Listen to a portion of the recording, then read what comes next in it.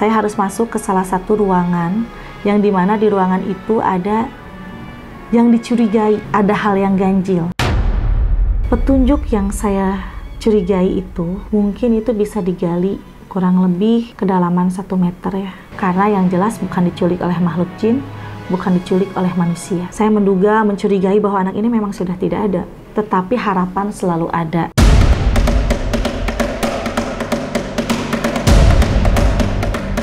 Menghilang secara misterius di rumah kakek neneknya yang sudah lama kosong, bocah di Subang tak kunjung ditemukan.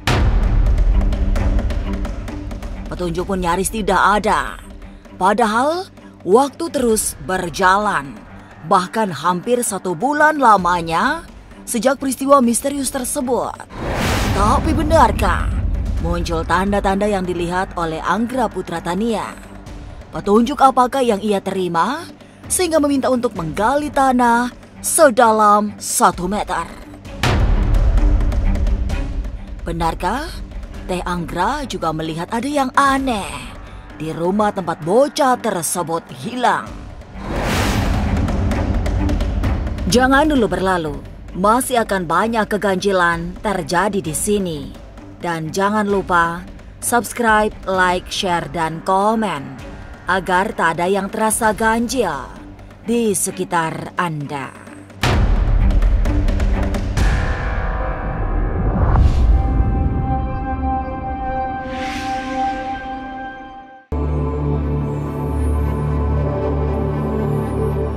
Berhari-hari tak ditemukan petunjuk memang membuat keprihatinan. Semua orang seperti berusaha membantu, termasuk Anggra Putri Tania yang bahkan harus memakai cadar ke rumah tempat bocah di Subang hilang. Teh Anggra juga menyamar sebagai Wulan karena tidak ingin diketahui identitasnya. Tapi ia diterima dengan baik oleh orang tua bocah hilang sehingga bisa masuk ke rumah serta menemukan sejumlah keanehan. Saya harus masuk ke salah satu ruangan yang dimana di ruangan itu ada yang dicurigai, ada hal yang ganjil, yang di situ akan bisa menjadi kunci untuk kedepannya. Begitu saya sampai di lokasi tersebut, singkat cerita, bertemu dengan kedua orang tua bocah tersebut, dan di situ akhirnya kami bisa masuk ke dalam rumahnya. Di saat kami masuk ke dalam rumahnya, tapi saya mengaku bahwa nama saya Neng Wulan dan saya memakai cadar. Kenapa saya memakai cadar? Karena saya mendapatkan ilapat sebelum datang ke rumah bocah itu bahwa ada salah satu keluarga dari bocah itu yang melihat tayangan saya di tanggal 4 Mei dan ingin menuntut saya.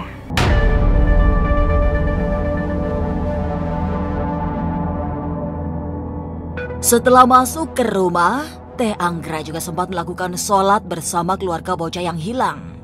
Ia semakin yakin dengan petunjuk yang diterima sehingga berusaha menemui tokoh-tokoh yang dituakan untuk mengabarkan hal tersebut. Teh Anggra juga sudah memberikan informasi yang diyakini kepada aparat keamanan. Saya masuk untuk ikut sholat ke ruangan tersebut. Dan atas izin Allah, alhamdulillah dimudahkan dan bisa memvideo hal yang ganjil sesuai ilapat yang datang kepada saya di tanggal 5 malam. Di situ saya akhirnya datang ke salah satu tokoh untuk menyampaikan kecurigaan saya dan praduga saya sesuai ilapat yang masuk ke saya. Dan saya pun juga datang kepada aparat setempat untuk menyampaikan bahwa saya curiga ada di sini.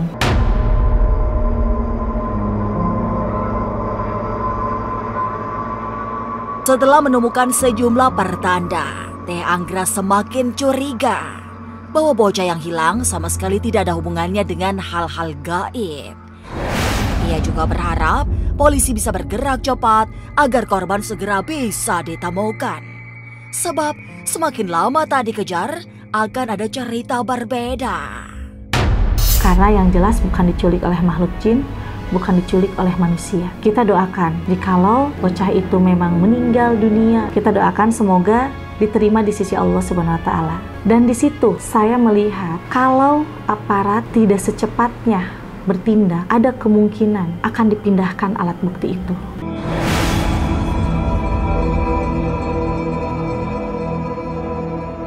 Hilangnya bocah di Kalijati, Subang, Jawa Barat masih menjadi teka-teki. Termasuk munculnya sesuatu yang aneh di rumah tempat bocah tersebut menghilang tiba-tiba. Tapi mengapa Anggra Putri Tania minta agar menggali sebuah titik di rumah tersebut? Ada petunjuk apa yang ia dapatkan? Jangan kemana-mana, tetap subscribe, like, share, dan komen agar tak ada yang terasa ganjil di sekitar Anda.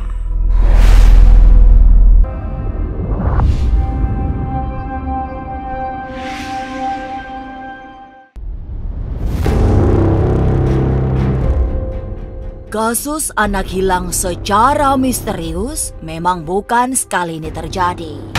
Jauh sebelumnya, kasus serupa pernah terjadi di Langkat yang hingga saat ini juga belum ada titik terang. Dalam beberapa kali menggali partanda, Teh Anggra menduga anak yang hilang sudah meninggal. Ia juga memperkirakan akan ditemukan jika dilakukan penggalian sebuah tempat dalam kedalaman 1 meteran. Saya menduga, mencurigai bahwa anak ini memang sudah tidak ada, sudah meninggal dunia. Tetapi harapan selalu ada. Dalam harapan kemanusiawian, mudah-mudahanlah masih hidup. Tetapi beberapa kali saya memohon petunjuk kepada Allah Subhanahu wa Ta'ala di dalam malam tanggal 5 itu, jawabannya sama, tidak berubah. Petunjuk yang saya curigai itu mungkin itu bisa digali kurang lebih kedalaman 1 meter ya.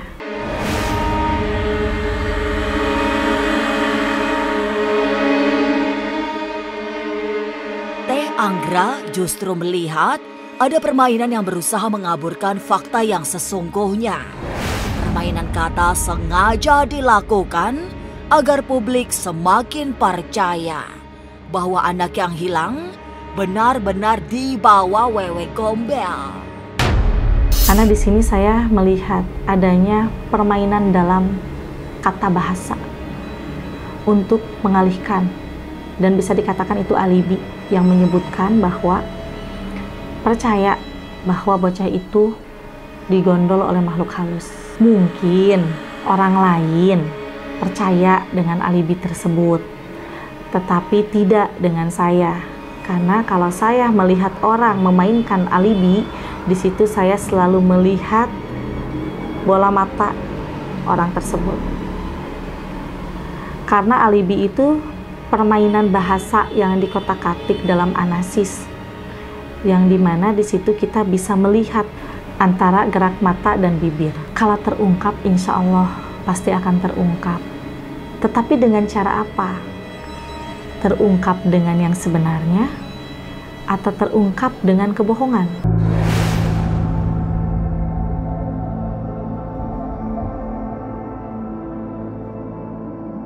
Meski masih misterius, hilangnya bocah di Subang akan segera terungkap. Setidaknya, itu yang dilihat secara batin oleh Kinanda.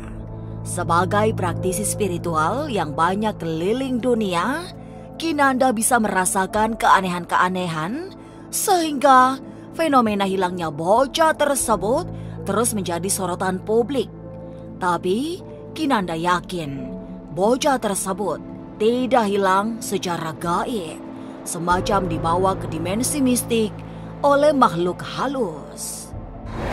Awalnya sih memang anak ini ya main di wilayah area rumah sekitar gitu kan, dia bercanda apa. Tapi nggak tahu kenapa anak ini ada satu mengalami fenomena yang bisa dibilang agak sedikit di luar dugaan. Mungkinan ada terungkap, yaitu mungkin nanti ada sedikit waktunya tiba, orang ini akan memberikan keberadaannya. Nanti anak ini tiba-tiba mungkin muncul sendiri, ataupun bisa dibilang nanti endingnya juga, soalnya masalah ada unsur paksa, ada unsur tuntutan juga di sini.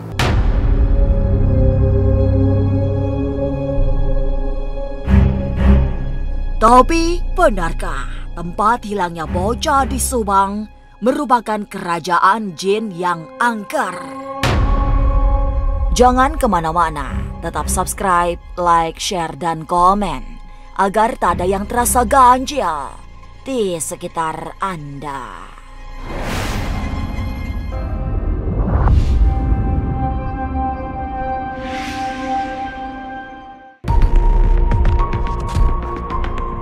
Hilang misterius, seolah tak berjejak, dianggap oleh Panglima Langit sebagai sebuah kemungkinan. Bisa terjadi jika memang Tuhan menghendaki. Sebagai spiritualis, Panglima Langit juga tidak menyalahkan praktisi lain yang datang melakukan ritual, termasuk membuka komunikasi dengan makhluk halus penunggu rumah itu. Tapi menurutnya, bocah yang hilang secara ajaib itu sudah berada di tempat yang indah. Tidak ada yang tidak mungkin, semuanya bisa terjadi. Ya. Tapi kalau pandangan saya gitu sebagai spiritual, mereka sudah di tempat dan di posisi yang menurut saya indah gitu. Ya kalau masalah ada seperti upacara ritual-ritual tertentu ya kalau bagi sebagian paranormal mungkin yang meyakini hal tersebut ya silakan saja gitu. Karena kan semua pasti punya cara masing-masing dan punya keyakinan masing-masing terhadap itu gitu. Tapi kalau ritual itu mungkin hanya untuk ingin meminta persetujuan atau restu atau izin misalnya ya kepada penghuni di tempat tersebut, ya kalau seandainya memang penghuninya baik, rasa saya nggak perlu sih pakai upacara-upacara ritual tersebut gitu untuk mencari keberadaan bocah-bocah tersebut gitu.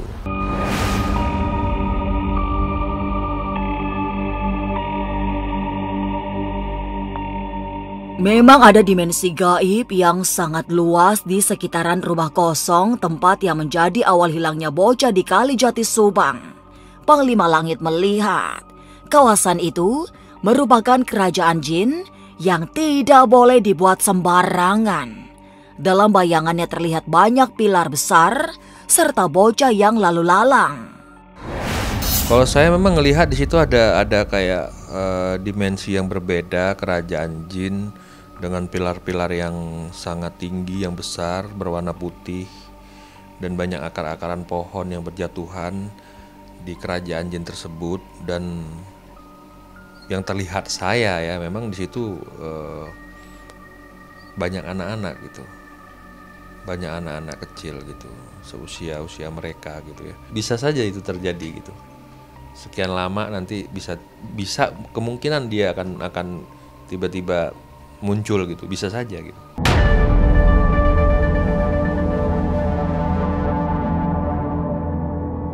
Panglima Langit tidak yakin jika bocah hilang di Subang terjadi akibat peristiwa-peristiwa gaib, termasuk melanggar area mistik sehingga masuk ke dimensi yang berbeda. Tapi memang bocah tersebut sudah berada di alam lain yang membuat komunikasinya dengan keluarga terputus. Kalau melanggar larangan sih enggak ya. Jadi makhluk itu juga terkadang begini gitu. Dia bisa menyenangi anak manusia juga, lantas ya kayak mengadopsi lah kalau kita di alam kita dunia manusia ini ya, mengadopsi juga. Begitu juga mereka bisa melakukan hal yang sama dengan kita gitu. Karena kehidupan mereka dan kehidupan kita itu sebenarnya memang sama gitu. Cuman alamnya aja yang berbeda. Kalau saya rasakan sih sebenarnya bukan lupa ya, tapi mereka juga di sana tuh kayak saya bilang itu tidak bisa menyampaikan komunikasinya dengan kita yang masih di alam dunia ini gitu. Senang tidak senang, mau tidak mau ya mereka harus menjalani gitu. Walaupun terkadang mereka punya hasrat untuk balik, tapi itu belum bisa mereka lakukan gitu. Mereka hanya bisa melihat dari kejauhan gitu.